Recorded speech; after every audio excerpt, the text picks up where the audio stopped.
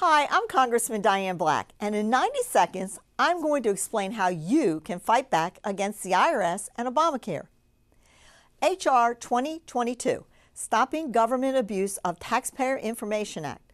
I recently introduced this bill to protect Americans from further targeting and misuse of their personal information. With Obamacare giving unprecedented new access and power to government bureaucrats, stopping the IRS won't be enough.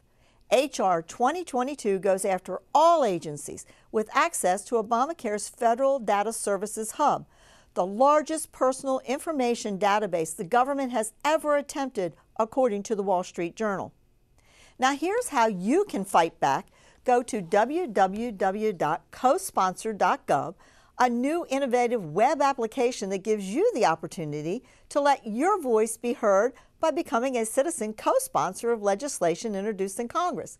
Go to cosponsor.gov today to become a citizen co-sponsor of H.R. 2022. For more ways to fight against the IRS and Obamacare, you can follow me on Twitter, Facebook, and YouTube.